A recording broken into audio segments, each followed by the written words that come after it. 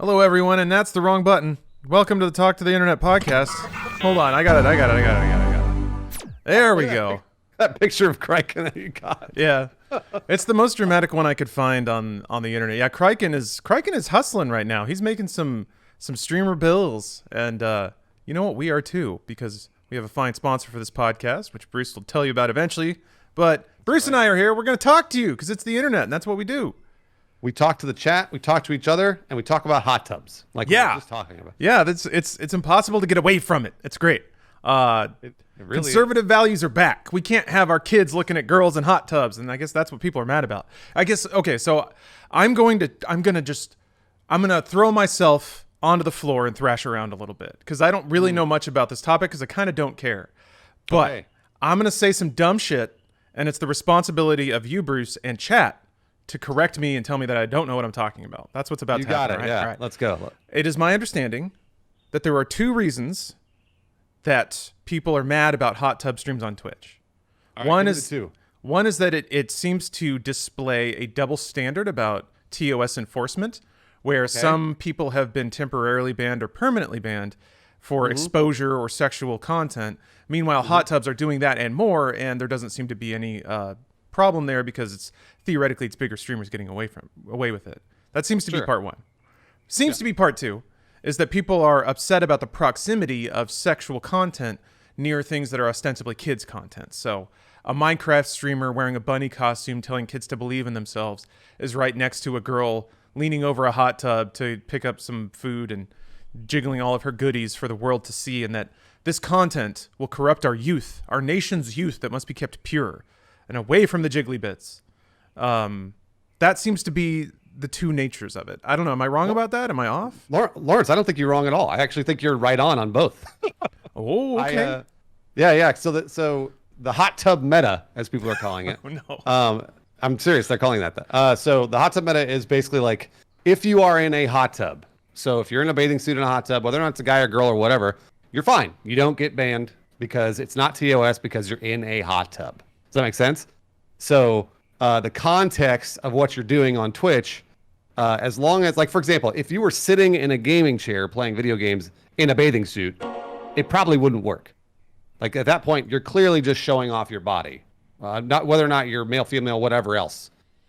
You're just showing off your body because you're playing games in a bathing suit. But if you're in a hot tub, well, that's okay, right? You got to be in a bathing suit to be in a hot tub because that's what you do. And so that is from what I understand, the hot tub meta. I'm sure there are many more nuanced conversations around the hot tub meta, but that's what it is for me. And it's an interesting thing that I don't know exactly. Like when people are like, "Well, just look at TOS. TOS will tell you." It doesn't tell you. Like I have looked at TOSs 100,000 times, and I've read those things over and over and over. And sometimes TOS says don't show male nipples, but then I'll see a hot tub stream with male nipples. And sometimes TOS says, you can't be like showing off your body in a bathing suit. But again, hot tub in a bathing suit. So it's like the TOS does not cover everything on Twitch. And I think so. I think Lawrence, I think you're absolutely correct about that. And then number two, yes, of course, you are right about how it maybe a hot tub stream right next to a like a kid stream would be a problem. However, I think on Twitch you can age gate, right? You can say like this stream is for 18 years or older. Mm-hmm. Yeah. You can mark your stream as mature, and then it won't autoplay. And you have to kind of click on the thing in the middle. Yes. So the rules are arbitrary according to Dickie in your chat, Lawrence, because they really are. Like all rules are arbitrary. People make them up. There's no rules have ever I mean, sometimes in some myth, yes, rules have literally come down from on high that you have to follow. But Twitch is a system made by people for people to use, for other people to watch. So yeah, the rules are arbitrary because people made it. They have to make it up out of somewhere. I think that's what I feel like is a weird part of. So while I think it's a bit anachronistic, I do kind of understand and empathize with thinking about a kid going to watch Roblox content and then seeing a girl shove her ass into a camera. That predicates an odd conversation that maybe a kid's not quite ready to have or whatever. But this notion that like Twitch should have 5 or 6 years ago come up with some kind of unimpeachable moral code to guide this service for all eternity that was unchanging and unevolving. That seems weird to me when the content creators and the audience will assail that every day to try to find an edge. And if you got some goodies, your edge can be showing a little bit of that. If you're really good at Fortnite, your edge is being great at Fortnite and showing that. Everyone has something about them that's marketable in terms of live streaming. So it's weird to me that people seem so utterly confounded that this situation got here, because it reminds me of like how Japanese people circumvent gambling law. You just find something that's as close to what you want, that's borderline legal, and then you either put the regulation party in the position of making absurdly specific rules that, like, outside of that context make no sense. So yeah, people are using situational streams as hot tubs to put sexual content onto Twitch, but they were gonna do that anyway, right?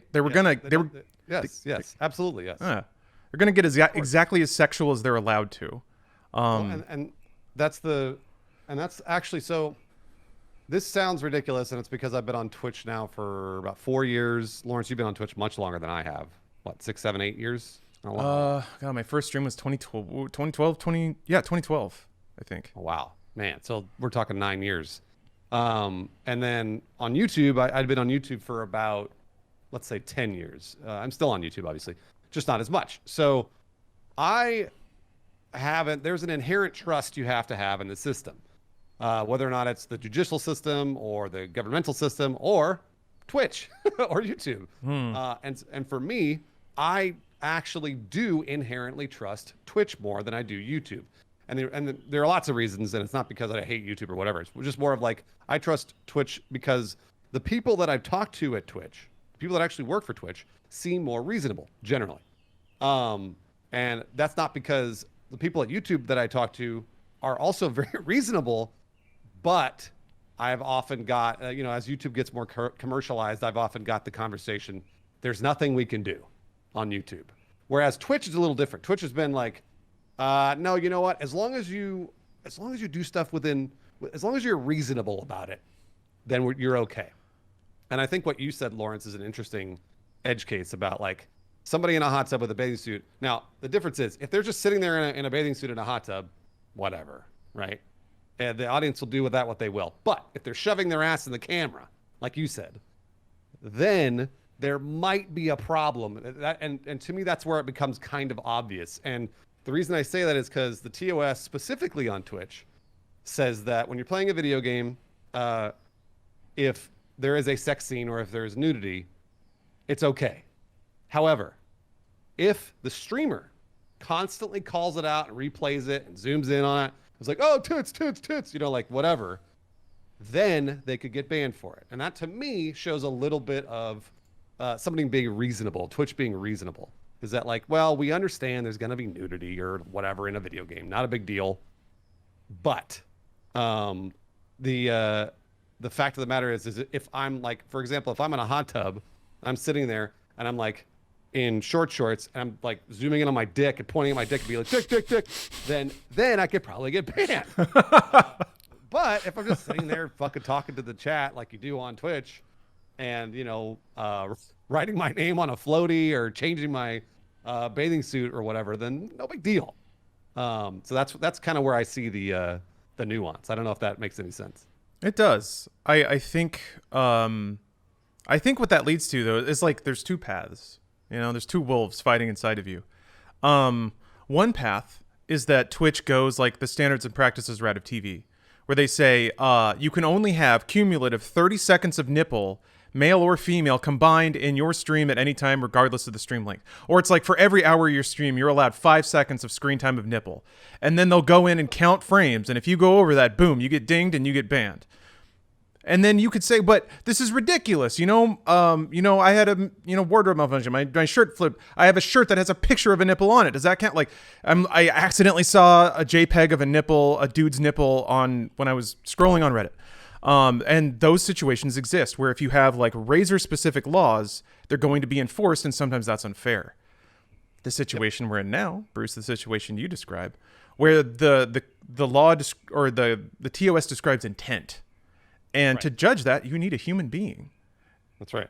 And it's going to be a different person making the call in not every circumstance, but in particular circumstances. So that leads to the TOS seemingly enforced arbitrarily. One person makes a judgment call there, another one does there. And then somebody who's really mad about it will bring up those two things and say, look at how unfair it is. You can't have it like 100% consistent, but also allow for the flexibility to govern a human system with flexibility and compassion. So that's kind of what I see is Twitch, I think, is taking the more nuanced way, which does open up some weird edge cases that don't make a lot of sense. Somebody posted an interesting comment in your chat there, Bruce. Gusty Ninja said, Twitch is open to 13-year-olds, but if a 13-year-old would start to do hot tub streams because they see other people doing it, that is not legal. I think there's a judgment call to be made there too. That's certainly an uncomfortable thing to think about, but that's kind of flawed logic. Gamers have been there's the age-old thing of like, if kids play violent games, they'll go out and kill people, and people that like video games have spent years turning their nose up at that logic. Yeah. So there's a lot more complication there, I think. Also, not to mention that a 13-year-old ostensibly has parents that would at some point be aware that their kid is setting up a laptop pointed at a hot tub. Maybe not. Maybe not. Yeah. Yeah. We don't actually know that, but I mean, like, again, reason would dictate that probably if this person has a camera, internet, a computer, and a hot tub, there might be a parent somewhere floating around there that would know what's going on. So I know what you're saying, Lawrence. Yeah, but it's not that that's a social safety net, because we all know that you can't, in 100% of situations, you obviously can't rely on parents to be totally aware and have a moral center and even be in the home or what have you. But holy cow, go away. Sorry, there's just an ad. I don't know. It's tough. I don't know that the people who I think are justifiably confused at the way Twitch handles this situation, I don't know that they'd necessarily like the alternative. Because it's not that the alternative is, we're now in Nazi Germany, but I do think the alternative is now there's a very strict code that everyone has to abide by to prevent these edge cases. And I'm not convinced people are going to like operating under that either. Because people get bent out of shape when their content is impacted in any way, like the DMCA claims. So let's say because there are hot tub streamers now, you're not allowed to play any rated M game. It's an extreme example, but I don't know. I think maybe being chill with somebody else doing what they're doing means that you get to be chill doing what you're doing. I think maybe there's an angle there to be appreciated. I want to address two comments that I saw in my chat. Cloudless, I'll get to yours first, but Master Sergeant Bates said, I'm still confused how hot tubs are related to sexual things. It's just a hot tub, a tub of hot water. So, and Master Sergeant, it's not about what's happening in the hot tub or whatever. It's about what is implied. Like, basically, like if there's a dude who's shirtless, flexing his muscles and like all oiled up in a hot tub, then some people could be like, well, wait a minute, I don't want my 17-year-old, 15-year-old, fuck my 18-year-old if they're living at home to watch this. Like this is really bad because there's something sexual implied. And again, this is sort of where reason jumps in and says, well, wait a minute, are they doing anything sexual? Are they out there like humping the water or, like licking their fingers and like doing really overtly sexual things? Or are they just sitting there talking to chat? And that's really the question. I don't know. I'm not sure. By the way, no, Criken is not here. Are you sure? He may. Well, somebody was like, "Is Criken here?" He may join us. Yeah, he's out hustling for cash right now. Or I mean that's my. So I actually don't. He's taking business calls. So and I've been there a million times. So no hard feelings there. It's funny you bring that up, Bruce, because I feel like cosplaying was the thing before this, or Yeah, body yeah. painting. Like there have been activities where ladies specifically have the gall to show their bodies in any kind of way, sexual or no, and then it causes issues because there were cosplay streamers who would try to show as much as they could. I saw it happen. There was like I can't remember her name, nor would I guess want to say it even if I did remember, but yeah, there was somebody who was complaining about how unfair it was that they got like a temporary ban. But then I watched the stream and I could tell, like, she would look at the camera, she'd look down, she'd move her clothes back a little bit and look at the camera again, and she knew what she was doing. She was going out of her way to show a little more. And I think a Twitch mod saw the intention and was like, okay, you know what you're doing. But then that person can then go claim, oh, this is so unfair, all the other cosplay streamers aren't hit, why was it me? And then the mod could say, well, you did this, and then they can say, no, I didn't. And it's this it's this fuzzy back and forth. So I just think this is an evolution of it. This is it's the human race, man. It's so fascinating how people will like knock at a system until they find an angle. And then once one person finds it, boom, it blows it open for everybody. And now Twitch is kind of stuck in the middle, having to figure out how to navigate it. Yeah, I mean, they're doing what you just said, which is they have, from what I've seen, humans watching the streams being like, this might be a little too overtly sexual. Like, we should probably... And by the way, they don't ban the person for life. They ban them for 7 days or a day or whatever. And it's sort of like a slap on the wrist being like, don't do that again. By the way, I'm not siding with Twitch either. It's not like I think everything that Twitch does is correct. I don't. There are lots of things I've criticized about, and one of which is like these hot tub streams that I'm like, I'm really surprised that some people are getting away with what they're getting away with, and then other times they seem just fine. So there are lots of I guess things that are open for interpretation on Twitch. So I'm not saying everything they do is right. However, I tend to trust that system a little more than I do YouTube, only because it's not currently as commercialized as YouTube is. YouTube used to be like Twitch. When we were making content for Funhouse and Inside Gaming, we could do whatever the fuck we wanted. Those thumbnails, like blurring out porn and shit, like we did all the time. And that stuff lived on YouTube for years up until Adpocalypse, basically. And then Adpocalypse changed everything for YouTube. So there could be that may happen on Twitch, but I think Twitch is trying to avoid that. So, yeah, it's the. I guess in that regard, it's great that you bring that up, Bruce, because in that regard, it's really unfair of me to kind of, I don't know. I have this air of like I don't understand why people don't get that this was coming, but I'm coming from a perspective of being in media creation and knowing what that environment is like and understanding the absolute competitiveness of it. Let's say that you're a streamer who's working really hard on what you do, and then somebody next to you is working just as hard, but they're also in a hot tub. Sometimes you have to play the game a little bit. You have to give people what they expect. Not necessarily. They may want it, but if they don't click on it, they'll never know that they wanted it. So there is an angle of just kind of, it's half playing the game and half putting what you want out there. Yep. It's kind of what it feels like. So Bruce, do you think Twitch is going to get to YouTube status in like 5 years? Absolutely, it will. I mean, it's inevitable. Because what happens is eventually these platforms, whether you like it or not, people watching, they live on ad dollars. And when advertisers don't want to have their family-friendly products living next to a streamer in a hot tub, then they dictate the content you watch on Twitch. It's just the way it goes. And it's going to happen. I just don't know when. And truthfully, like the DMCA stuff that was coming down that's been happening the last year or so, I've been saying that it's going to be happening like that on Twitch for years. I've been like, this is not going to live forever. It's going to go away. And I don't know what'll stop it, but it's going to get stopped. And DMCA was stopping it. A lot of like media share stuff. And like you said, people just putting on a whole Kendrick album. Yeah. Or just like a whole season of a TV show. I would watch some WoW players and they would be grinding or whatever, and I get it, it's boring, but yeah, there would just be a little window of like Netflix rolling or something. I'm just like, how do you? Wow. What's crazy is once somebody does that once, they start to feel like those are the rules forever. That's what gets me. Is you thought that was okay? All right. Man, I had something banked up and now I've lost it. Well, I can go back because there was another comment that I got from Cloudless who was saying and this is a kind of a different topic, but it's the same, which is like, if let's say you're 15 years old and you go and you click on a stream that says, don't click here unless you're 18, and then you click it, does that absolve the platform of any guilt? And usually you know what I'm saying? Like, a younger person gets into an age-gated stream only because they clicked a button.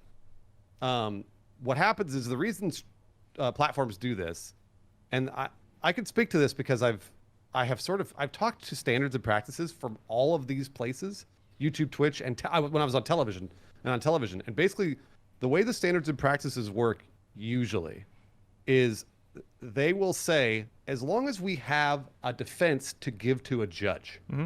So if we took this whole thing to court, if we said there's a 15-year-old that clicked on a stream that was obviously for 18 years or older, but they clicked this button, and the judge says, what do you have to say for yourself, Twitch? And Twitch says, we put the button in.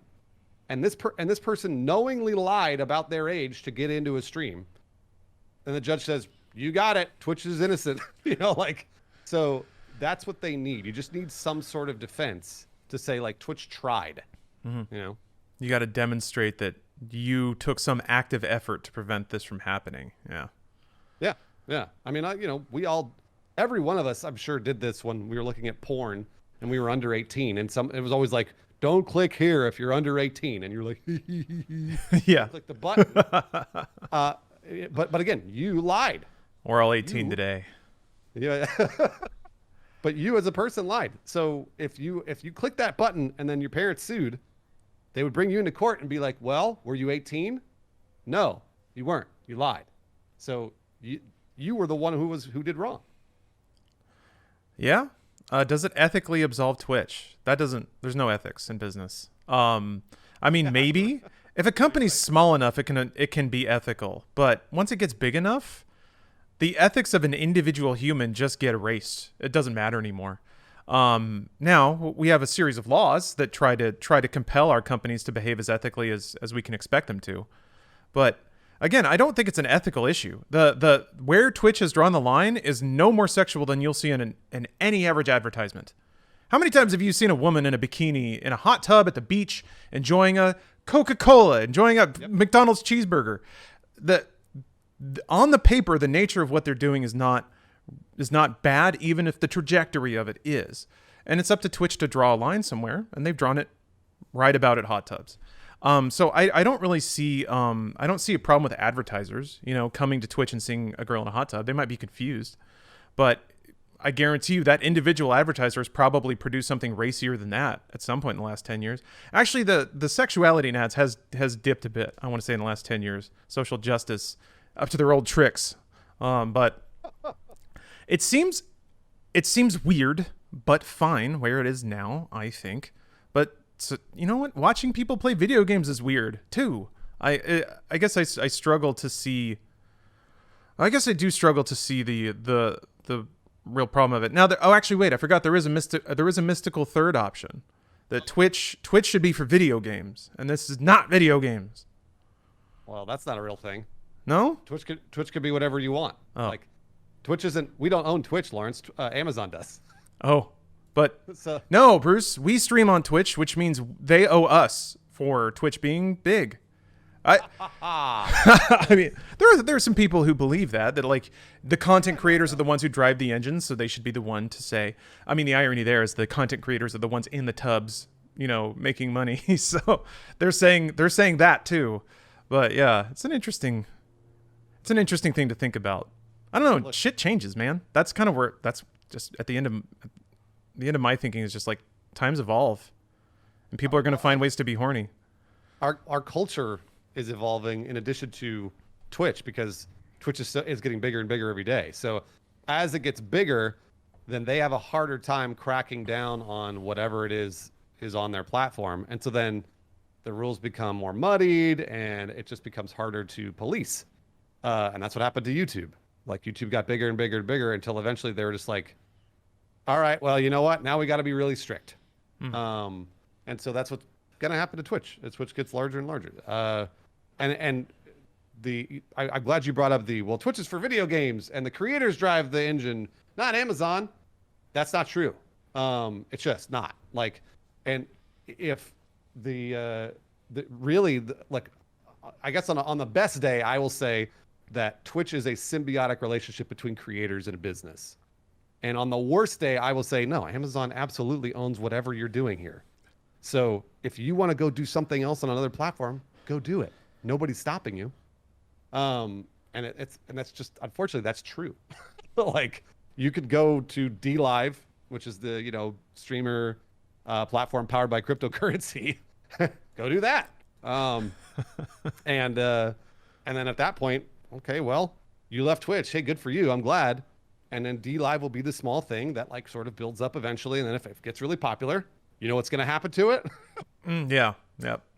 Yeah. So, I don't know. So to me, it's all about the symbiosis of the creator and the business. And I'm more about that. I'm more about trying to make that relationship work, less about being like, Twitch is what I want it to be.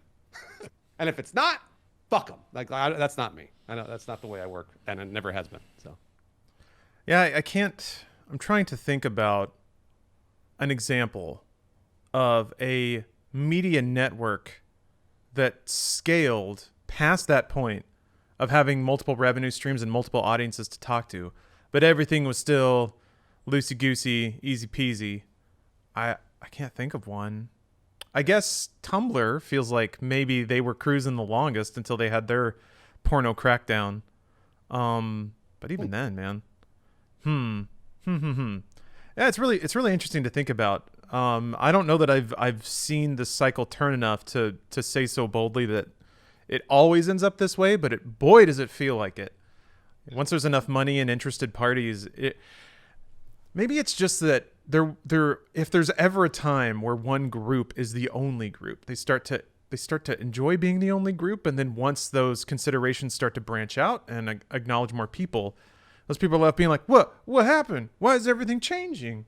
That just seems to be like that's kind of the middle of what we're in right now. Yeah, it's I've seen this phrase thrown around a lot recently on social media, and I think it's hilarious, which is you don't realize you're in the good old days till they're gone. And I don't know, it's got to be because I'm a little older, but like, shit, man, I realized that shit 10 years ago. Uh-huh. And I was like, oh fuck, like 10 years ago, I was like, damn it. I didn't realize those were the good old days, like, and now when I see that, I go, well, they're just figuring it out for the first time. And that's what this is. It's like, you don't realize when Lawrence was streaming on Twitch back in 2012, Lawrence could have done whatever the fuck he wanted and nobody would have cared. But now, totally different. So you didn't, but I don't know if Lawrence realized back then. Did you realize you were in the good old days, Lawrence? I did, actually. Yeah. I mean, well, there you go. Perfect. Good. I used to edit demo disc, and when you would give me notes to like make the blur smaller, and then we got away with it, I was like, okay, these are. I was already like, oh boy, this is not gonna last. The second YouTube sees what we're doing, and the thing is, guys, think about this. That was the major view driver for our entire channel. Was a show that, while it was an amazing show, and Bruce deserves a lot of credit for the concept and the framework of that show, it had fucking porn in it at the end, and that's how you get people watching to the end. It's not rocket science. It's more about like who can think of it and execute it well. Yeah, I remember in the back of my head thinking like, oh my gosh, we're scaling our entire business off of censored porn, basically. And it worked, and we could get away with that at that window of YouTube. I wonder how that would work now. Probably not at all. You'd have to blur the entire frame, which is still funny, really, but it doesn't work. I mean, but also there are other things that do work. So like I can't give you a good example on YouTube because I don't know. I haven't been making that content in a while. But there is something that is right on the edge for what the censors will catch, and you put it up, and then you see. Like you find out, like if YouTube, because that's what we used to do with demo disc. You would cut it, Lawrence, and then I'd throw it on YouTube just to see if they caught it. And then if they didn't, I'd be like, great, we're good. And then it would go live. And then if they did catch it, then I'd be like, okay, I would guess as to what I thought was bad and be like, okay, Lawrence, I think it's probably this blur. Let's just go through and blur the rest of it. to be safe. That would be the fix. Mm-hmm. And that's what everybody, and that's exactly what the hot tub meta is.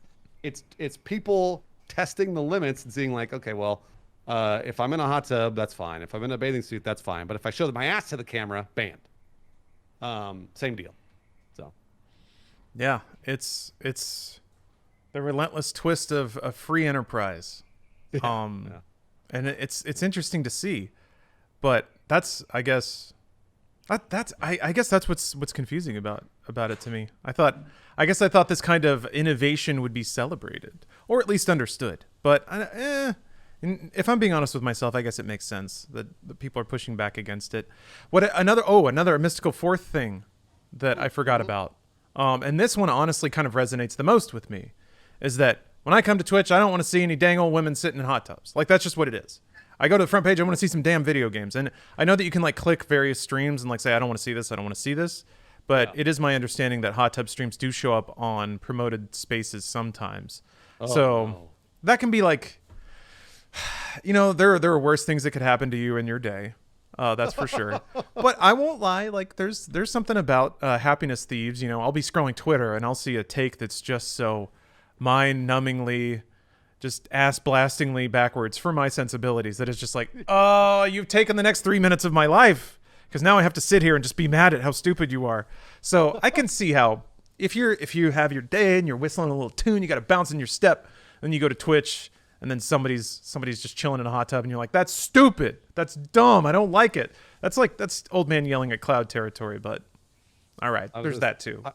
While I think what you're describing is valid, I'm gonna go ahead and say the thing that I say to everybody else, which is, it's okay to be bothered by it, but don't let it ruin your day. Don't let it change your mood. It's okay that you're bothered. But guys, you don't have control over this billion-dollar platform.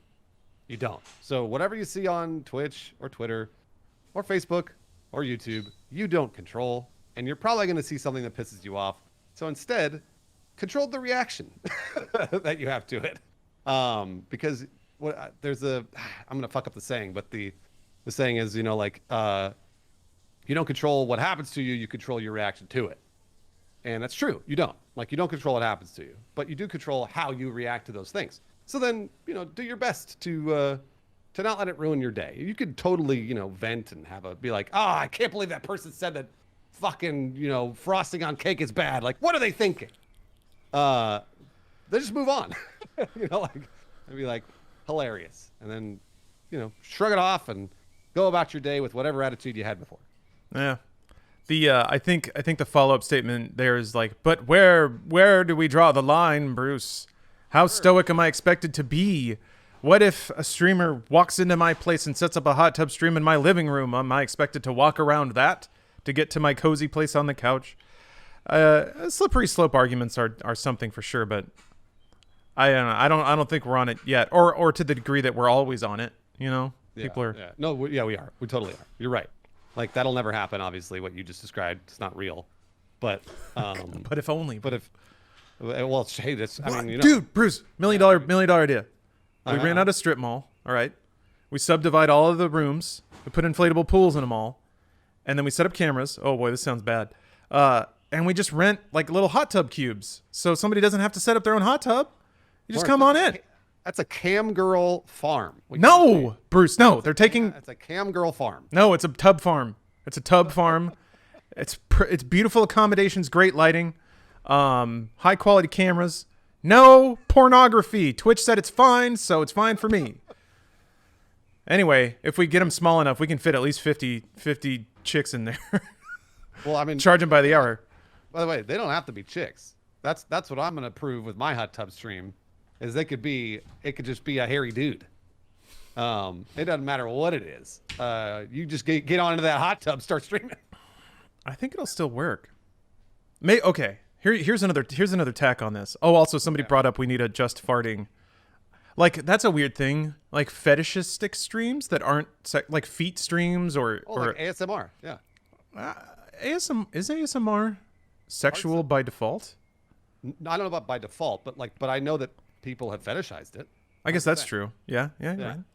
But like, chicks dropping or anybody dropping air biscuits directly into a mic, that's probably got to appeal to somebody. Maybe cake farts, ladies like stomping through chili. How come we haven't seen any of that? I'm sure it's happened, right? I have seen lady streamers shove feet into camera, and I would expect to see a lot more of that. But I guess Twitch does. Do they enforce any kind of anything on that? I mean, I think they again, this is where the reasonable human comes into play, which is like, if they're like, this is clearly a fetish. They are doing this for a sexual reason, like the farting into a cake thing. Like, there's really no other reason than because it's somebody's probably getting off on it. Probably. And yeah, I mean, let's be honest. Like, like what I'm saying is let's say there's 20% of the audience that just wants to see somebody fart into a cake, but they're not jacking off to it. Well, whatever, fine. But the other 80% is sitting there being like, oh my gosh, it's making me so hard. So that's sort of where I think, again, within a reasonable doubt, somewhere in there, Twitch has to be like, I don't know about that one. Yeah. I'm kind of fascinated by this now because surely people have done it. And I have to assume that because it's not everywhere on Twitch, that there is some kind of enforcement about it. Yeah, Pop-Tart says Pop-Tart Kitty says there's a fetish for everything. Yes. Yeah, there is. So I would think that a live streaming site like Twitch would have a whole thing, just like a back room with a curtain over it, where all of those streams go, where it's not overtly sexual, but they're, this is the realm of fetishes of like women like rubbing a steak on their face just for an hour straight or something. It's always women doing weird things. Human race is awesome. So yeah, I guess it is just Twitch mods on a case-by-case basis have to judge sexual intent, which is a hell of a thing. Yeah. Man. That's the I mean, that's what happens with humans. If you provide a platform for every human in the world, like Twitch or YouTube, well, you're going to find yourself in that judgmental position at some point.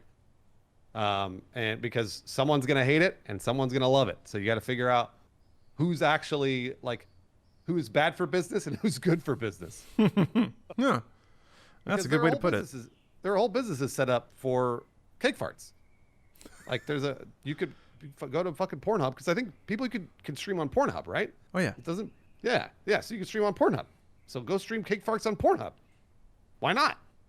And at that point, you'll never get banned. You do whatever you want, and then I don't know, maybe you'll make a couple bucks. See, the thing is, and this is where it all boils. Then to me, if somebody's like, well, no, I want to stream on Twitch. You know what that means? They're greedy. That just means they want more money. And if they want more money, then they have to play the game. So. Mm-hmm. Yep. You got to do the dance. I remember that happening back when demonetization started on YouTube. Creators were like, we can't do this anymore. And I was like, no, you can. You're just getting demonetized. You won't get paid for doing it anymore. But if you believe that strongly in your art, you would do it for free. But no, it's a job. That's the thing that always killed me. And I can't. It was weird to me that because what would happen when the demonetization wave started in 2015, 16? When Coca-Cola first pulled their ads? Adpocalypse, I thought was 2017. I thought it was the beginning of 2017. I could be wrong, but I think you're right. That sounds a little more accurate. And yeah, the verbiage from creators to their audience was like, we can't make our content anymore. And certain crazier, maybe more, what's the word? I'm trying to say this as diplomatically as I can. Certain, I guess, more insightful talking heads on the internet that maybe got dinged for saying certain things, certain brash and angry things. They were like, I'm getting censored. And they would tell their audiences this, and their audiences would be like, yeah, you are. But they weren't. They were still allowed to say whatever they wanted. All they did was lose the ability to make advertising dollars off of it. And you would think that at a snap would sap all of the vigor away from what they're saying, is that their creative output is being stifled. It's absolutely not. You can do whatever you want. You just lost the right to make money off of it. So that's what's weird to me too. Yeah, if under all of these systems, kind of like you're saying, Bruce, when somebody says like, I have lost the ability to do blank, I'm like, well, no, you just don't want to accept the conditions of doing blank, which is a different statement. Yep. It always boils down to money. I mean, whenever it's always like, it's just when you're dealing with huge platforms like Twitch and YouTube, you are dealing with a lot of money, and the reason there's a lot of money in these platforms is because of the advertisers. So the advertisers and Amazon are supporting this stuff, and if the advertisers don't like what creators are putting on the platform, then they can stop it because they were the ones that initially fucking started it. So for me, when I look at this stuff and I'm like, well, yeah, just like Lauren said, we'll just change your videos a little bit, or go somewhere else, go make your art somewhere else. It's a pretty simple answer, and like usually the best businesses are the ones that were made because they didn't like the current market. Usually, like somebody is innovating because they didn't like, like the guys that started Google were probably like, I hate Alta Vista, it's trash. Like, let's start a better search engine, and that's what capitalism and the free market's all about. Is that like there's some innovation, there's an open spot in the market, and so you're trying to fill that. So I always I know it sounds like kind of a shitty thing to say, but I really truly mean it when somebody's like, boy, movies are terrible these days. I'm like, go write one. Go write a movie. Like, make a good movie. Because if you think they're bad, hopefully you'll find an open place in the market for your movie that is good. That's the goal. And I really don't mean that in a shitty grin type of way. I really truly mean go do it, because I don't think it's ever been any easier to create your art in history than it is right now. I really truly think that, because it could find an audience. Whereas if you were doing this 100 years ago, 500 years ago, maybe a village would see it, Jeez. or something, but you would never get it all the way around to the world. And now you can. So that's really cool to think about. Yeah, it is. It is. Shut up with that take. Go make a movie is not the response to movies becoming more general and focused at making the most money. Yeah, it is. Why isn't it? It is. Yeah. No. What's the alternative? I mean, you yourself as an audience member can go watch the movies that you want to see more of, but what's the idea? Is that companies need to be berated and shamed into making the output that you think is appropriate? I mean, what's wrong with writing a film? I mean, yeah, it's I mean, the consumer lifestyle is delightful. Every day is a nonstop parade of delights that I'll never have the time to actually consume. But I don't know.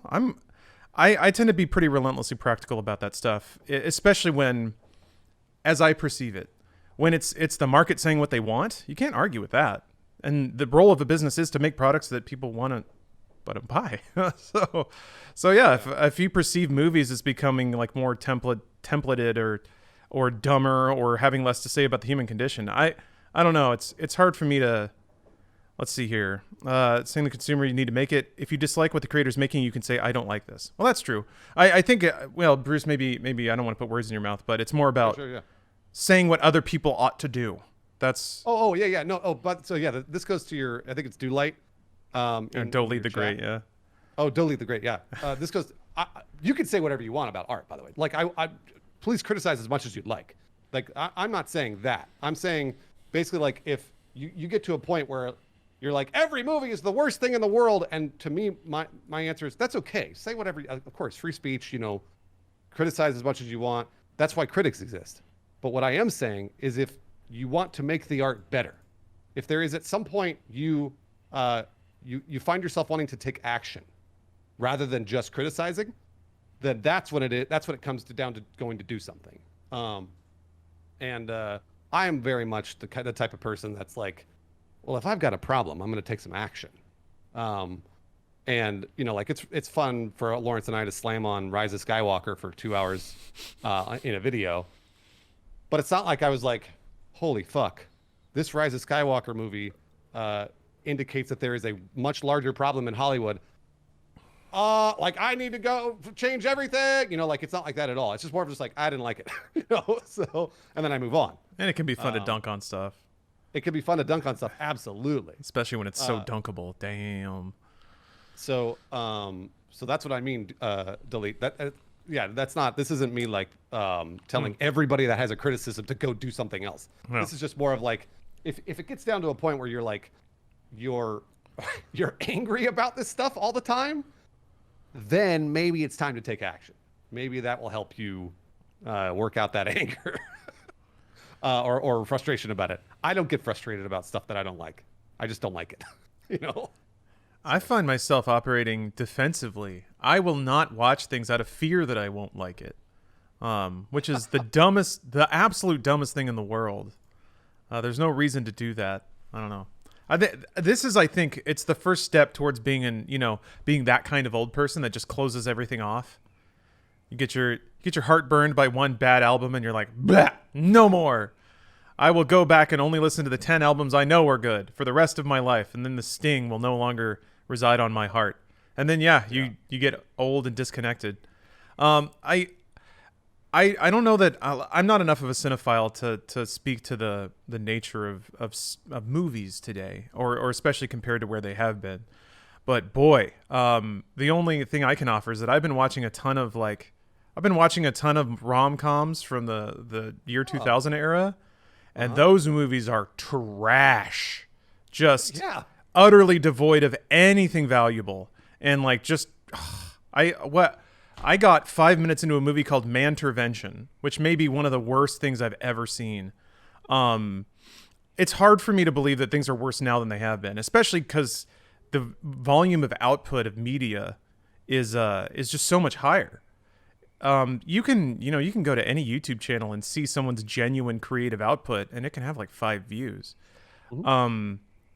I think what's scary is when you start to, if you're only looking at the things that break, like in pop culture, or the things that get widely celebrated, yes, they're going to be bland and universal and simple because those are the things that resonate with everyone.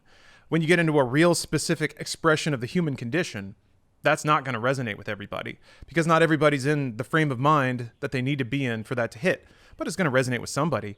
It's hard for me to see 2021, maybe more like 2019, but this era, there's more media and more expression and more art in the world than ever, and it's all more accessible than ever. So it's very difficult for me to find in the context of media that there's a problem because there are so many ways to do it. It's also cheap. Technology has enabled, like, you can have a film crew that's like 4 people and make a feature for what, like $15,000 if you're just using cell phones and basic mics and stuff. It's not going to look great, but way less. So I don't know.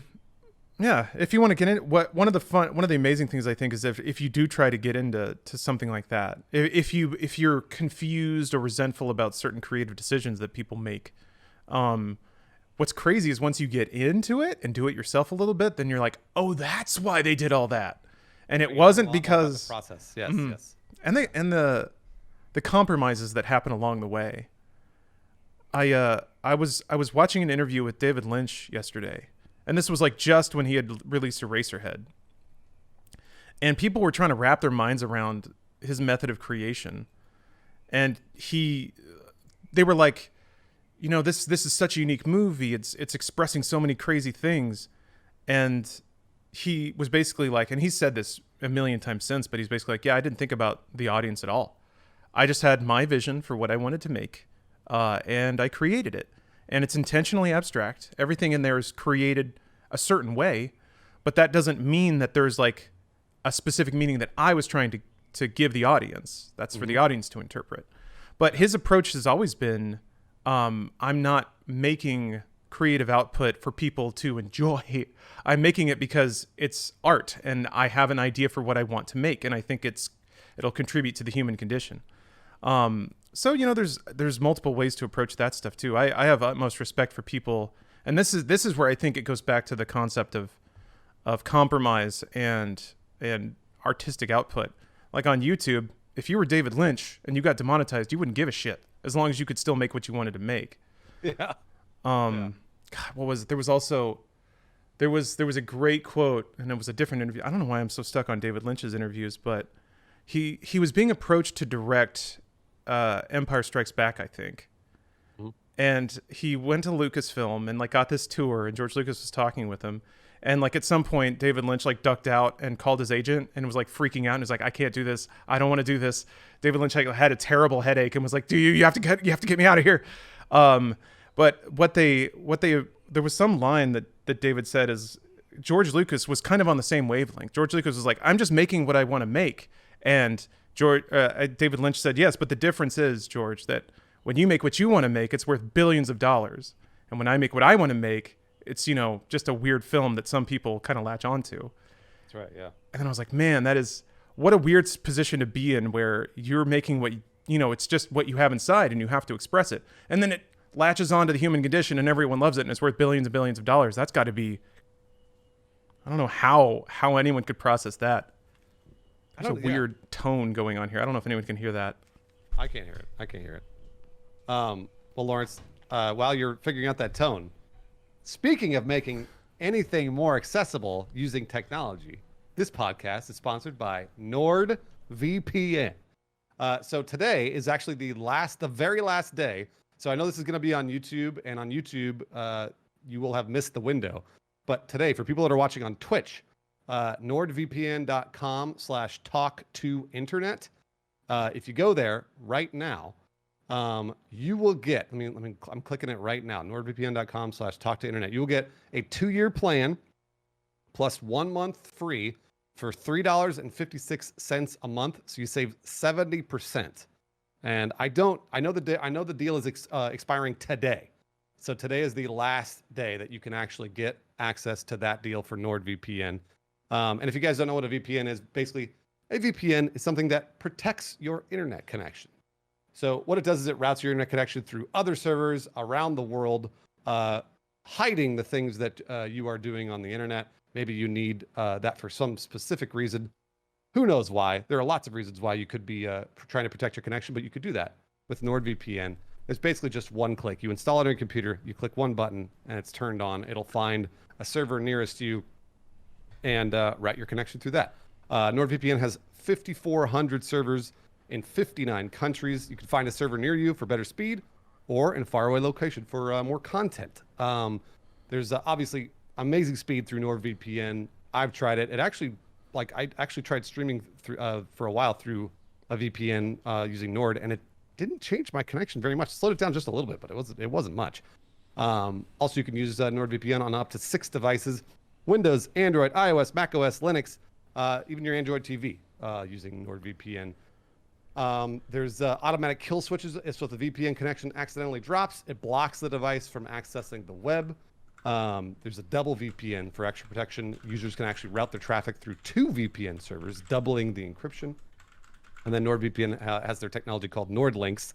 It's a next generation VPN tunneling solution based on the WireGuard protocol that provides an extremely fast VPN connection. So another thing you could do with the VPN is if you want to watch stuff that's region locked. For example, if you want to watch Netflix in another country, because I know like Netflix in the US versus Netflix in the UK has different content. You could just turn on the VPN and then route your connection through a server out in the UK. And at that point, you can watch stuff on Netflix UK. So, and then of course, gaming for the gamers out there like Lawrence. This guy. If a game is not available in your country, you just change your virtual location and buy it. You can find discounts in other regions, which I'd never actually even tried to do. That actually would have been really useful. I was trying to buy, like I talked about in the last Inside Games episode, I was trying to buy a PlayStation game for somebody in another region. Yeah, if I could have just spoofed an IP in the UK and bought a gift card there, that would have been so easy. That's right. Well, next time, Lawrence, just remind me because I've got the NordVPN login. So you can just use it. And of course, you can game securely. So avoid DDoS attacks like when I got DDoSed. This is actually when I got DDoSed and I used NordVPN to protect my connection. That's how you do it. DDoS, when I got DDoS, it was super scary. So it was nice to have something that made me feel secure. So nordvpn.com/talk2internet, or if you go to nordvpn.com and then just use the code talk2internet, you will get that deal today for $3.56 a month for a 2-year plan plus 1 month free. It's 70% off. But again, that deal expires today. There will be a new deal tomorrow for that code. And for the people that are listening or watching on YouTube, but I don't know what the deal is. So we will find that out tomorrow and probably the next time we do the podcast. So again, nordvpn.com/talktointernet. Thank you very much, NordVPN, for sponsoring this podcast and enabling us to do it. Thank you, Nord. Yeah. Big Nord. Okay, I found out what the sound was. Somebody's using like a vacuum cleaner or like a shop vac, and it's just putting out a weird resonant tone that's sort of blanketing the whole neighborhood. It's crazy. The one vacuum? Yeah, I guess so. Huh. Okay. Very strange. Although, man, there's a lot of birds out and about.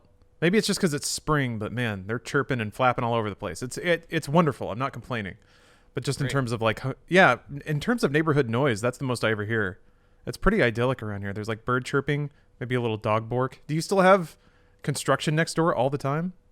Oh yeah, no, they've been building a house for an entire year. Like that's just across the way. I mean, like they literally tore down.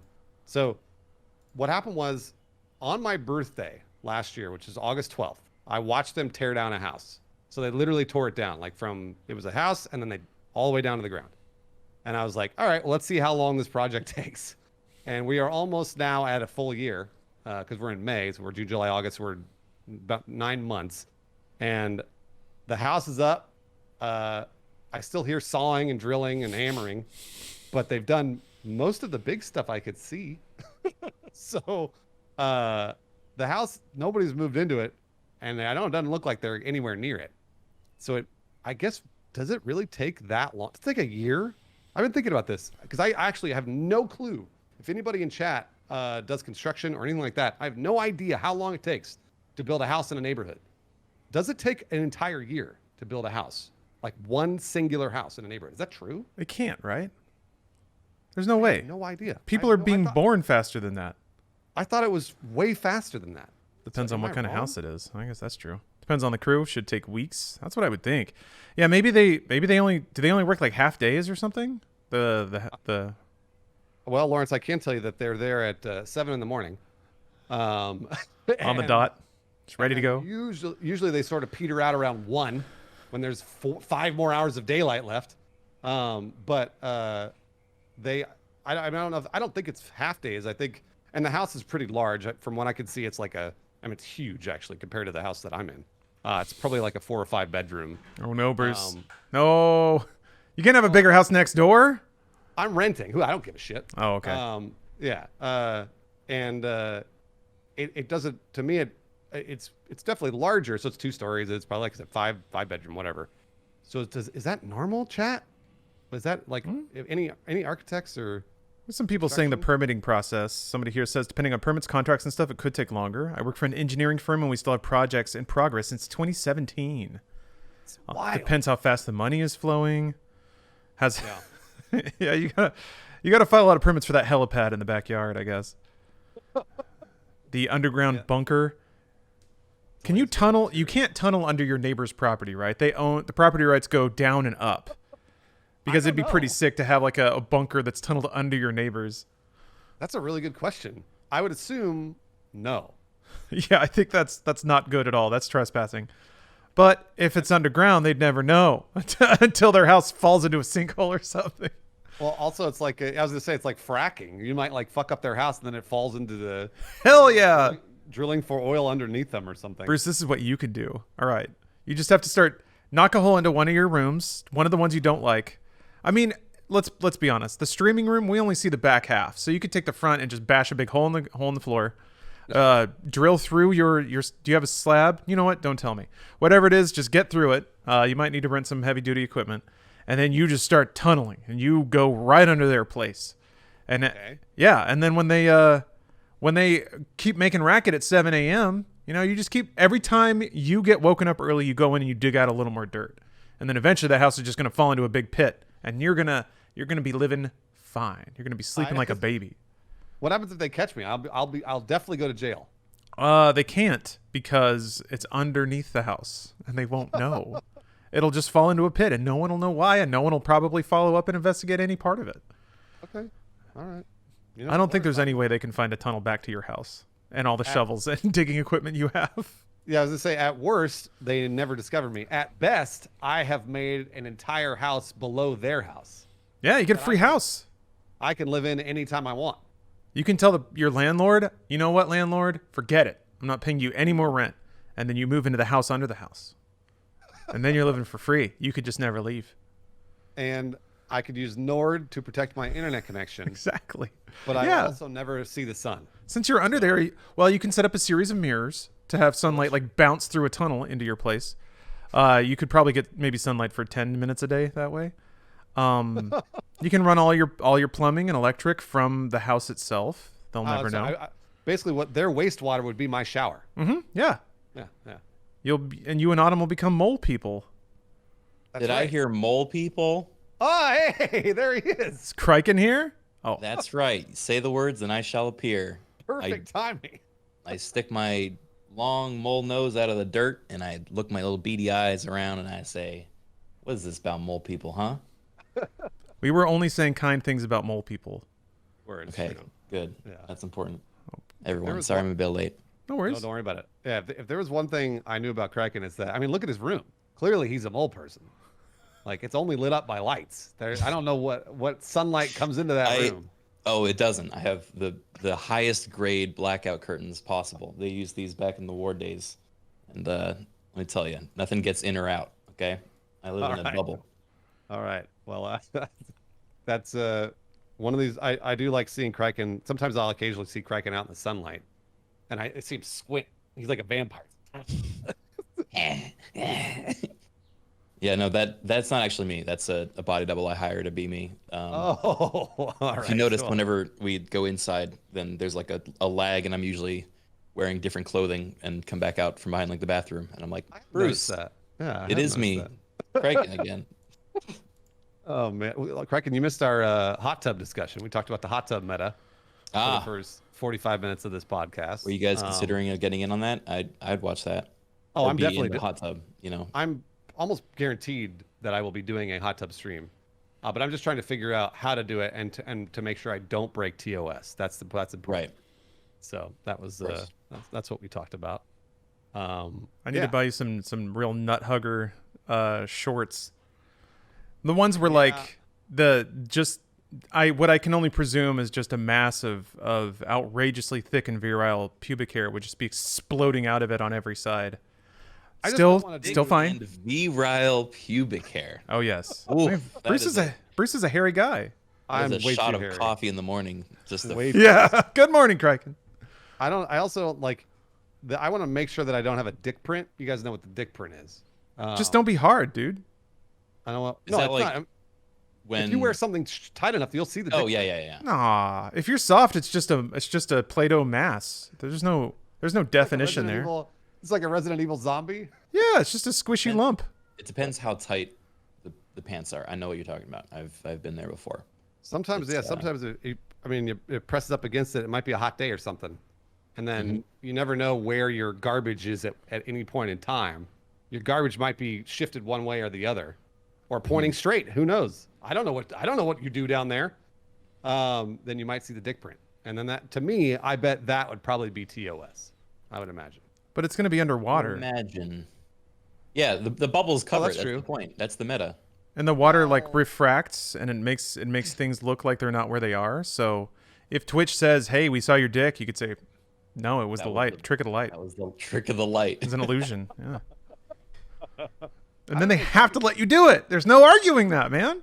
As soon as Criken shows up, we start talking about dicks. We weren't talking about dicks the whole time. I didn't bring it up. Bruce This is was all the you first one to bring it up. I know. Criken, how could you? guys. Look, I have that effect on men. I don't know what to say. I don't know.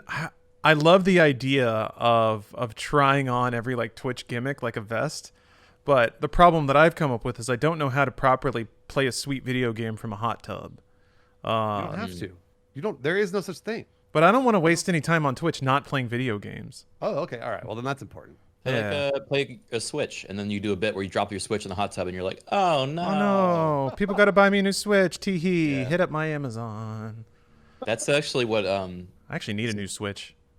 I wouldn't say this is the meta, but several years ago, I was in a voice call with Tomato, myself. Obviously, I was in the call, and my buddy Zyke, and we were doing like a Google Hangout and like streaming it.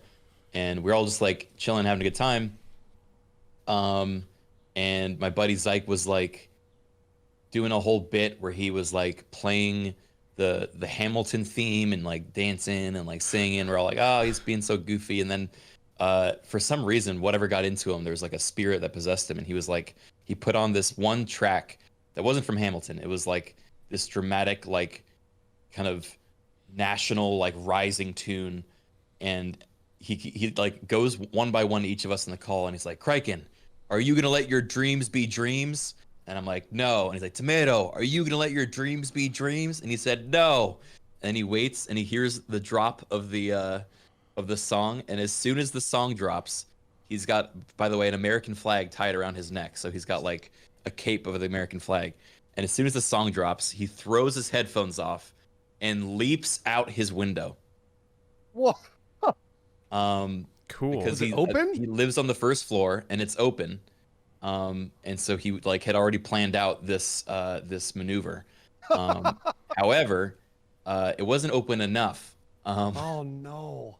So in this clip, you can see him like he clears it with his first half of his body, and then he hits his bed because it's his bed up against the window, and his butt bounces up and just shatters the back of it as his legs disappear out the back. And we're just in the call going, oh no, oh no, oh, like I just witnessed the death of my friend. I'm freaking out. And then like a few moments later, he climbs back in, and he's just like so embarrassed. And oh man. So we ended stream, and apparently all the viewers went and they bought him a new window. So, that's nice. You know, that's what I'm saying, man. Lawrence is, you know, either a window or a switch or even a hot tub. If you break it on stream, they legally have to buy you a new one. So you should take advantage of that. That's okay. All right. Slight complication. It's good to know this, Criken. You've empowered me and my creative dreams, but it is my understanding that you can't transfer Animal Crossing villages from one Switch to the other. So will Twitch? They would all die. They would all drown in there. Yeah. Well, maybe. Right next to your dick. Oh, yeah. Thanks, Bruce.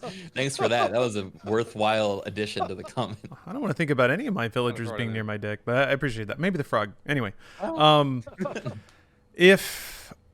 can I also expect that Twitch chat would buy me a new Switch and a copy of Animal Crossing, and then also create a village and make it exactly like the one that I had, weeds and all, and then deliver unto me that Switch with all save files perfectly paired with where my Switch used to be?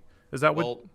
If we've learned anything from Twitch Plays Pokemon, it's that, you know, given enough time, viewers can do anything. So yeah, as long as you don't mind waiting like, you know, a couple millennia, I think they'd probably get about that exact copy of your Switch and get it back to you. I'm on a timetable here. I have to keep ignoring my Animal Crossing village. I haven't played the game in about 9 months, but I still think very fondly of it. So I'm making that Twitch's problem. I think very fondly of it as well, but I'm never going to touch it again. Like, I'm scared now. I can't get back. Are you scared? Because they're all going to be angry and there's going to be weeds everywhere. So, actually, fun facts. I remember looking this up when the game first came out. The old games would have your villagers be absolutely livid with you if you didn't come back. This one, they tried to temper it a little bit. They're not quite that.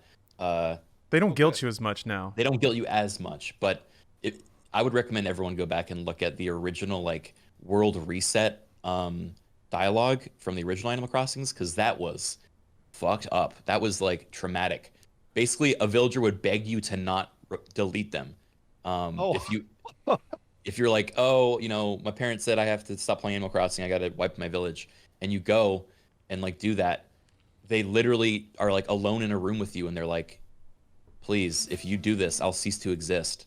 And like they just hit you with that out of nowhere. I don't know why they did that. I wish that they had not only done that, but then when you press the delete button, that it shows their character like go away like Oh, they found it. Like they get that Thanos snapped, or they disappear and then they scream. Like there's a really high pitched, terrible scream as you click delete, and then they get faded away into digital existence. This is the window jump, by the way, if you want to watch this real quick. Yeah. Oh.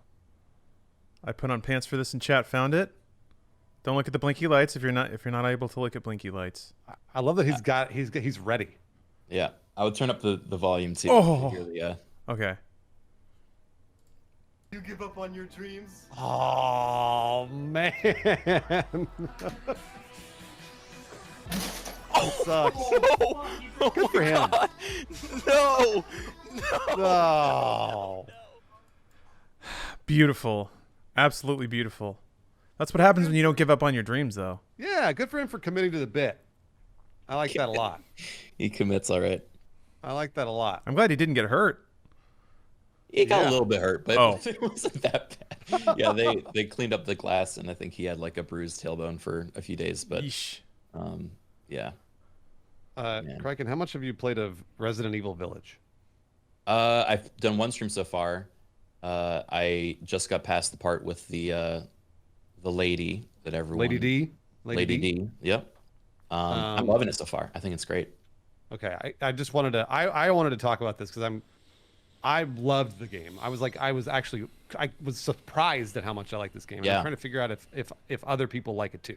I'm already surprised how much I like it, and Okay, all right. so I'm trying not to rush it, and I've only done one stream so far, so I feel like I need to hurry up, or everyone's gonna have already fangirled over it. But yeah, no, it's much better than I had expected, basically. Okay, Lawrence, what about you? Because I know you beat it too. Oh yeah, no, I absolutely loved it. It's cool. I approve. What I've always liked about Capcom is, for better or worse, often both, they're very dedicated to sort of trying new things, and I don't know, there hasn't been a whole lot of just like, yeah, we're going to do that thing that worked again. Even with their banner franchises, which is so different than what I think you see from a lot of other companies that hit on a winning formula. So Keep doing it. yeah. I mean, my head immediately goes to Ubisoft as a company that, like, yep, we figured out open world stuff, so now we're making one every year, and we're gonna try like we'll add a grappling hook, or now there's a bird. But no, Capcom will like fundamentally change the spiritual nature. But at the same time, the things that they keep consistent are just like the bonkers narrative, the sort of like just like animated out B grade Western horror vibe that's still there. Because now we get Wolfmen, which is awesome. Yeah. And, Oh yeah, I like thematically. I think that's really what first made an impact on me, was watching like the opening cinematic in that storybook fashion was Oh, it's so cool. beautiful. I was like, oh Yeah. my god, I want a game of this now. Like, how Yeah. did they? This came out of nowhere. It's so great. I've been trying to, because what you're describing, Lawrence, so like you're saying basically they hit on their formula with Resident Evil 7 and then improved on it for 8, right? Or did they change? I mean, I don't know. even 7 was radically different because we played 6, Yeah. right? Well, and no, yeah, 7 we is played- nothing like that. No, well, 7 was the change, and then to me it seemed like they were perfecting that change in 8. Yeah, I think they took the base mechanics of 7, but what kills me about 8 and Criken, the map will imply this, so I hope this isn't too much of a spoiler, but it is almost like every bot, like it's almost like Mega Man shit. Every boss, every like lord has their own zone that's themed around them, and each zone also has a different gameplay style to it. So That's, It's Yeah. it's awesome. Lady Dimitrescu's castle is like probably the most classic Resident Evil because you're in a castle and there's keys that open doors. But it's also very 7 in the sense that you have like you have Lady Dimitrescu and her daughters chasing you, kind of like the Bakers did in the house in 7. So yeah, man, it's I'm excited that to see the other ones then. it's really cool, Craig, and I think you'll really like it because it is almost Disneyland like hub and spoke, because there was a literal hub with the merchant in it, and then you follow paths out to each of these like lands inhabited by a lord. And I don't know that Resident Evil goes through like environments. You know, there's the mansion and the lab, and then the spooky shed that's off. It's separated from the mansion. Like it'll go through different like biomes and stuff, because also Returnal's on my mind. But the way that 8 sort of like literalized that structure, but then also used it as an opportunity to put in multiple different kind of gameplay modes that each actually work really well, was just super awesome. I feel like 6 tried to do that in the way that they separated out the campaigns. Some were a little slower paced. Yeah. Some tried to be a little spookier. Others were much more actiony. But I thought 8 executed on that a lot better. I'm coming from the Pruge in your chat, Lawrence, who said, I want to play 7 and 8, but I feel like I'm really going to get confused because I've never played any Resident Evil game before. I could give two shits about Resident Evil. And I played a few hours of 7, thought it was cool. To me, it was like a PT copy, and I was like, I get it. Like, it's great. I think it was neat, but I didn't finish it. Resident Evil 6 is a joke. Like, we played through it, and it's an absolute joke. 4, I remember being good, but I haven't played it. I've touched it in years, so I didn't give a fuck. So when I played Resident Evil Village, I was like, I'll play the first 3 hours. It probably won't hook me, and then I'll move on. And I played for the first 3.5 hours. I'm like, fuck me. And as soon as I was done, I was like thinking about what the game was. Because like Lawrence said it, again, hopefully not too much of a spoiler, but like it breaks out into a bunch of other worlds. And normally that's a video game trope. I've seen that 100,000 times in video games. It's not anything unique. But the story and the gameplay got me to think about what the other environments were. And I was like, what else could they do here? Like, what other things could they throw at me that felt just as good as Lady D's castle? And it might be a trope, but I will say it is, I think, my single favorite trope in video games. Which is a lot to say, but the first game that really like I vibed with was Banjo-Kazooie and Banjo-Tooie, and that game is composed of these different worlds that you go to and are all themed differently and feel totally different. I mean, gameplay wise, they're pretty similar, but they have different conceits based on the worlds you're in. And that blew my mind. That was like the way that you could do world building, and have, a pirate world next to a haunted mansion world and have them totally self-sufficient, was like, crack to me as a kid creatively.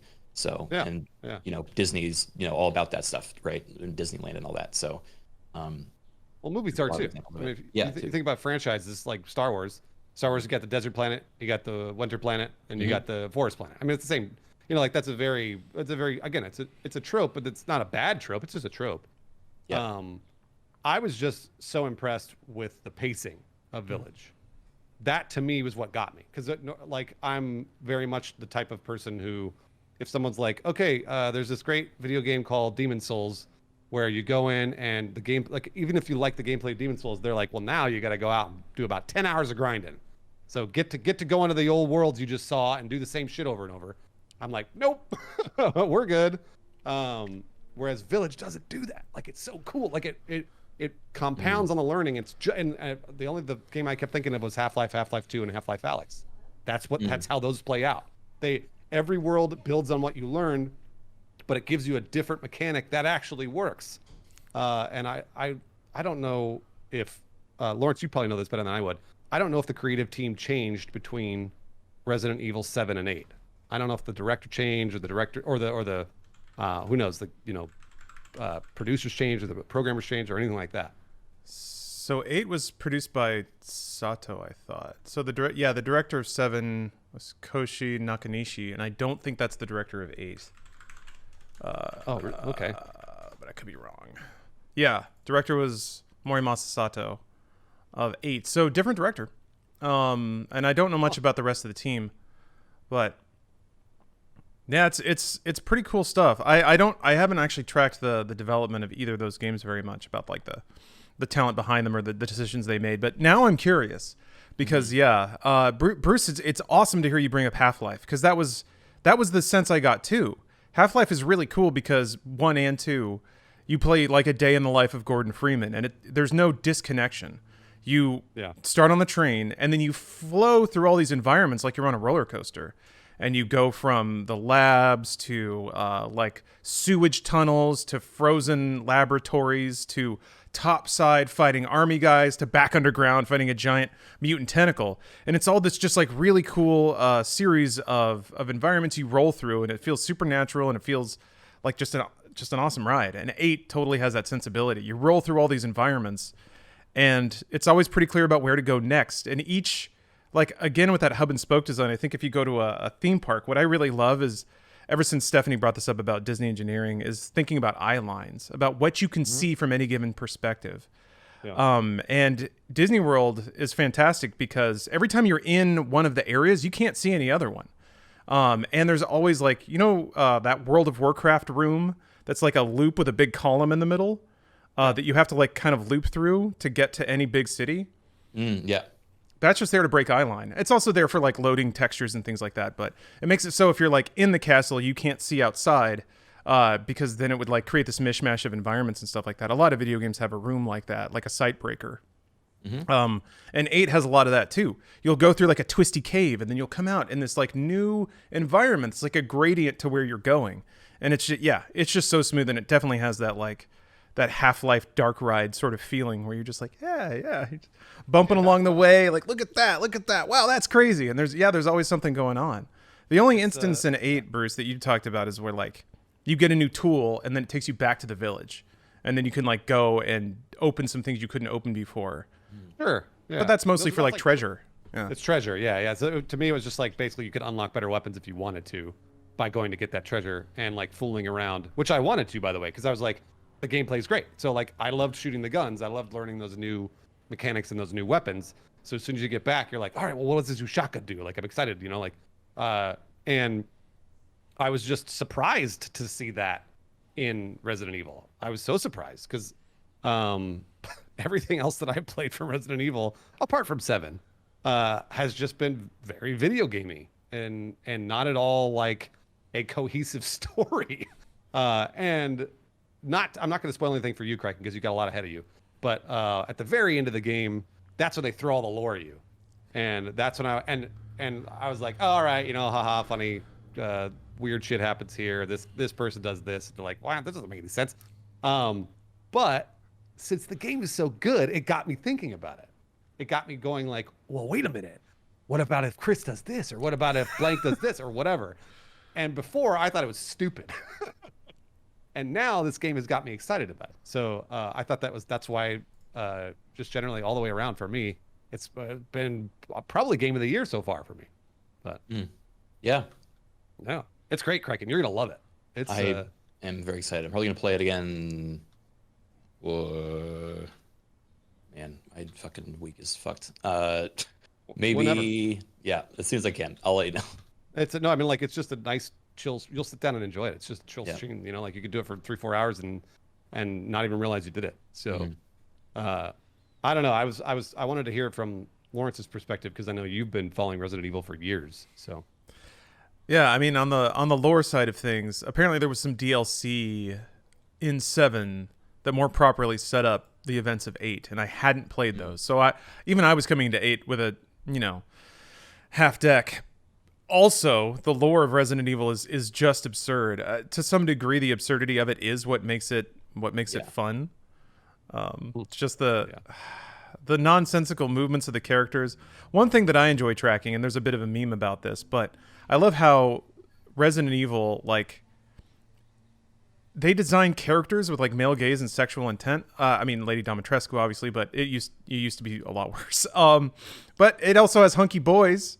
Bruce, maybe you were catching some glimpses of Chris's full physique at the end there, because holy shit, absolutely, he's fucking ripped. That boy's swollen. But none of the characters inside of Resident Evil ever acknowledge sex ever. So I was spending the entire game trying to figure out how and why Ethan Winters is the first Resident Evil protagonist to fuck. I think Wesker did, but that might have also been a test tube baby. Well, Wesker has a kid, according to canon. Wesker probably fucks. But he probably injected his cells into some fish that grew up into a human or something. I mean, in Resident Evil 5, there's all those lines, and a big part of the game is eggs, right? I need an egg. You will give me an egg. You ever hear those lines? I'm trying to remember them. Is that the merchant that would say that stuff? No, it's just the actual players. You can play as Wesker, Chris, Sheva, all of them, and they all have lines of, you will give me an egg. Like, that is the go-to line for I need food. It's always an egg for some reason.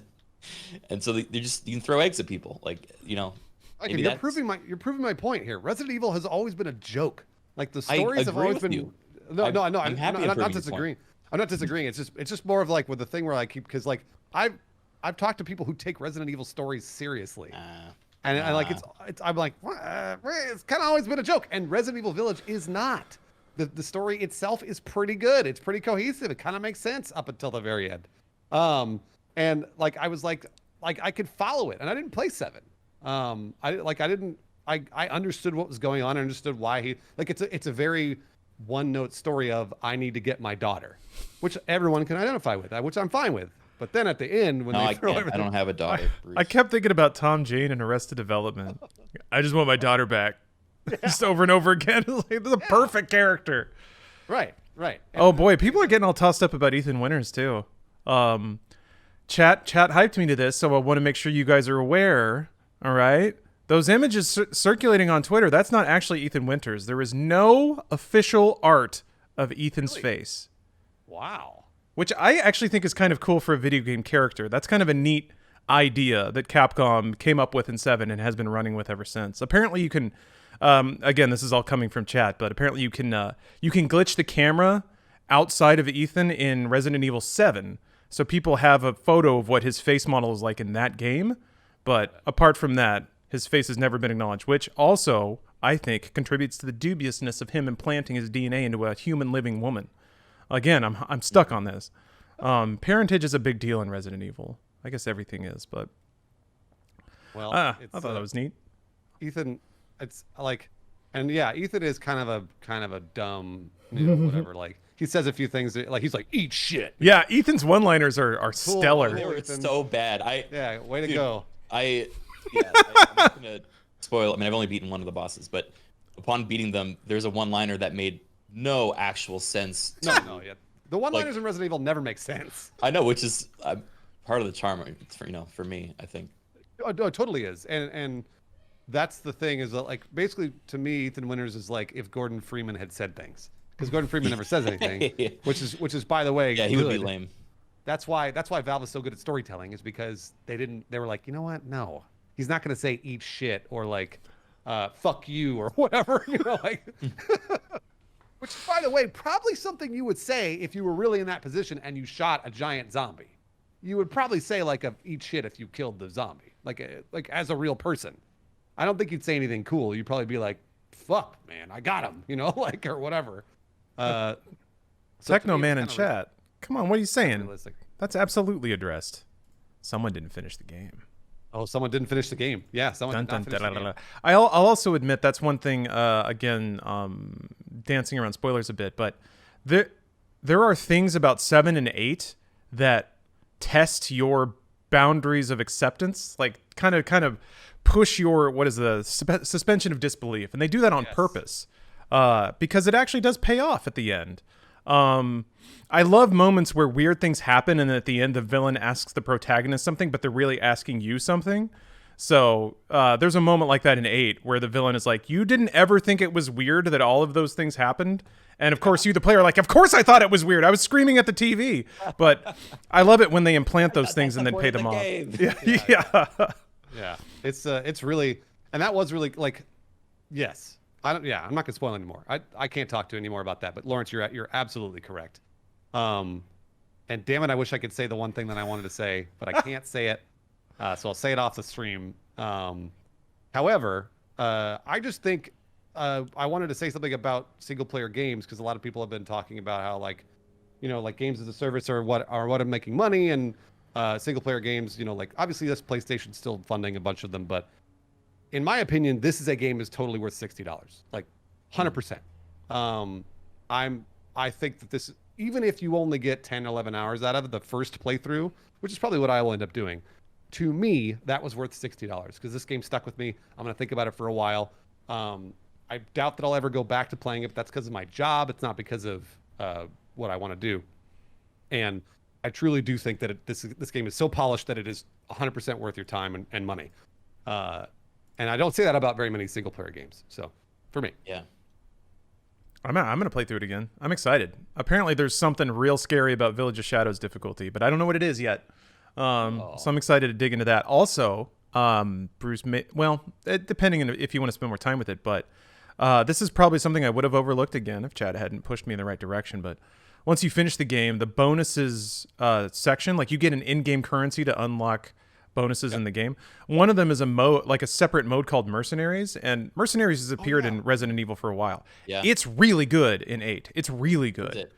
Yeah, the way that it works is like I don't want to know all the different enemy types, but No, in you're the still Mercenaries, Ethan. Okay. Because in some of the mercenaries, I feel like I know you can play as like Wesker and like some of the other characters in 5, but Yeah, unfortunately, this one's still single player. But it almost has like rogue elements or rogue light elements where you're dropped into an arena and you have to kill zombies as quickly as possible. But then there are these orbs that you find that either give you more time per arena or they give you certain gameplay modifiers. Like headshots do more damage, melee does 5 times as much damage. You do more damage in close proximity and all that stuff. So as you play through these stages, you can sort of develop a character build based on the abilities that drop for you. And then it gets into the headspace of like, yeah, I have all these melee abilities that have sort of randomly rolled. Now I have to start speccing out that way. And then between stages, you go back to the merchant. So you can sell off all your guns and be like, okay, I'm just going to get first aid and melee and just do this, play it this way and see that what is score I get. fun.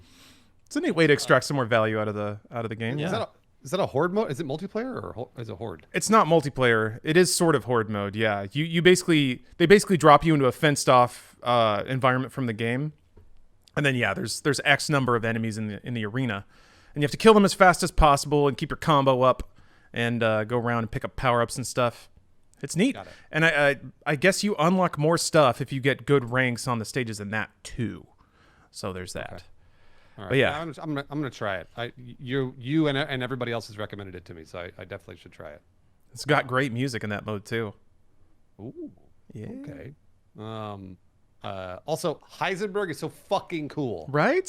What a cool fucking Okay. character. We gotta move off the topic because I'm gonna get spoiled. But I will say the only time that I have seen him was at the beginning when they first see you, and immediately I was like, the VO choice for this character is so specific. I'm like It's really perfect. weirdly into it, and then I'm like, why am I so into it? Why am I so into it? And I realized he's fucking Nick Cage. He's got the same energy as Nick Cage. Yes. That's exactly why I'm like I love it. That actor. I could tell right away that he was a British actor doing an American accent, and that's why it's so weird. Yeah. Because he did. and- It's the same guy who did Nikolai in 3, which was Russian, I think. Okay, really? all right. Yeah, he is just spot on, perfect. Obviously, the character design is great too. So, all the credit goes to the producers and developers for that. But the voice actor does a fantastic job of like making you like this guy. Where like the other characters, like they're fun. I like the other bosses, and they were super memorable because of their character design. But I liked Heisenberg, and I liked his voice, and I liked the way he talked to you. And there's just something about it that they hit the nail on the head for that character. Oh, yeah, you're right. From the UK. Good call, Bruce. The reason I know that is because he sounds like Heath Ledger doing the Joker, where he talks like this. Yeah, kind of hits the R's a little too hard. Yeah. Whenever he says an R, he Which- goes R. That's almost, maybe that's part of the Nick Caginess of it. True. Yeah, Wow, I hadn't thought about that. That's a really good observation. It's because British actors, or at least from what I've seen, British actors don't produce. They don't say R's. So so when they have to say R's when they're American, they have to say American. Like, oh, got it. Yeah. So he's just so good at it. Heisenberg's Yeah. just so good at it. Oh, great. There's a, I mean, you're probably familiar with the flow at this point, Criken, but most of the 4 like demon lords or whatever, they all have a pretty great Far Cry sort of villain cheesing the camera sequence with Ethan, where Ethan's stapled to the floor or has his legs impaled into his head for a little bit. Like they find some way to brutalize that man. Sure. And then they just strut around the room telling you how evil they are. And yeah, Heisenberg's like Voss monologue is just outstanding. Absolutely outstanding. I just had a big smile on my face the whole time. It was so good. I love it, man. I love that like we're getting like First Blood style monologues out of video games now. And I guess Far Cry 3 feels like it was the first one to really kick all that off.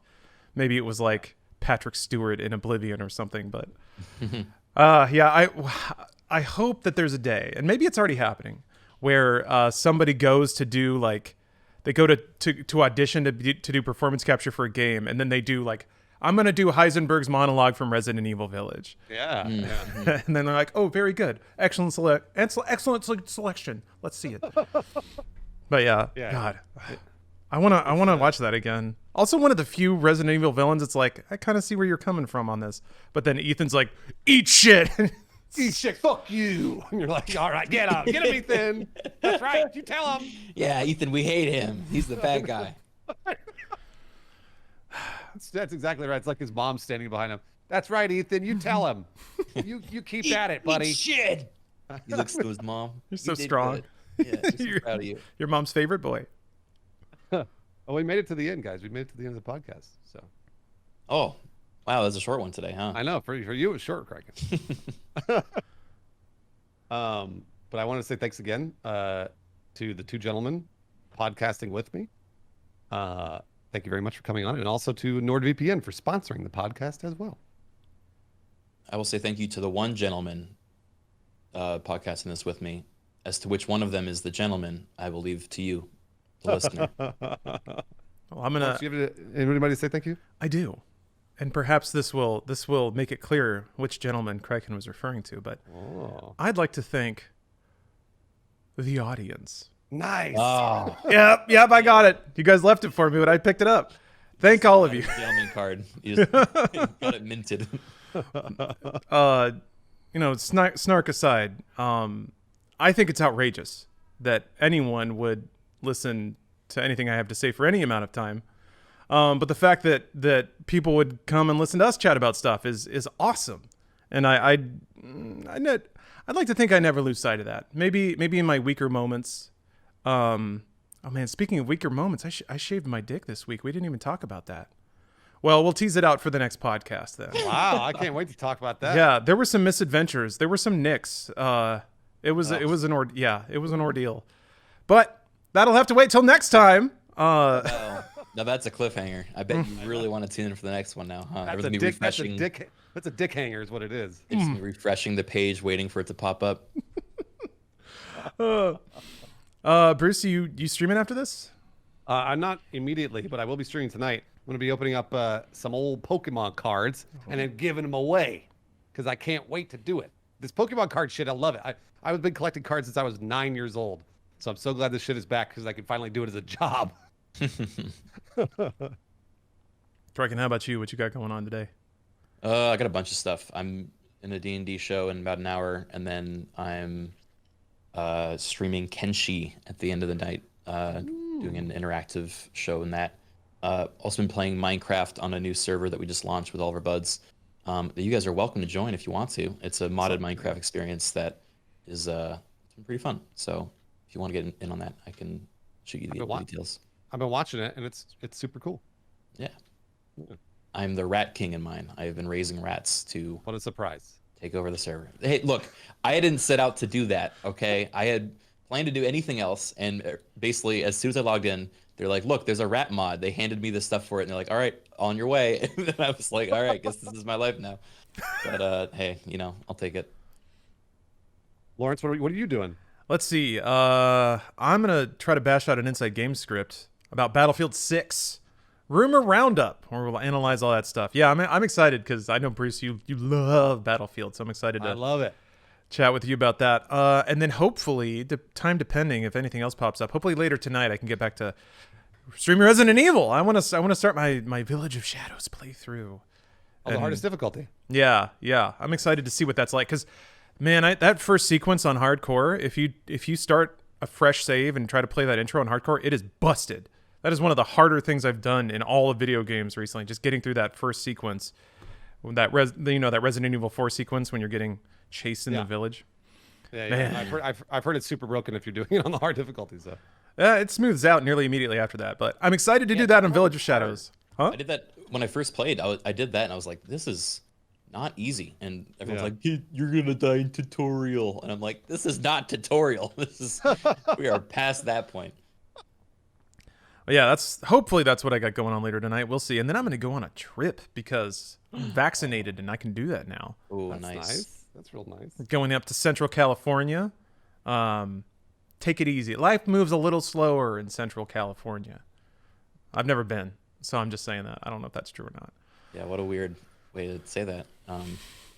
I've been, and it's just because people are lazy. No, I'm just kidding. Damn. Oh my I God. lived there for years, guys. I'm joking around. All right. Well, thank you all very much again. Already. This is like a 30-minute, end show. I know you're done. All right, fine. Yeah, podcast is done. Jeez. Bye, everybody.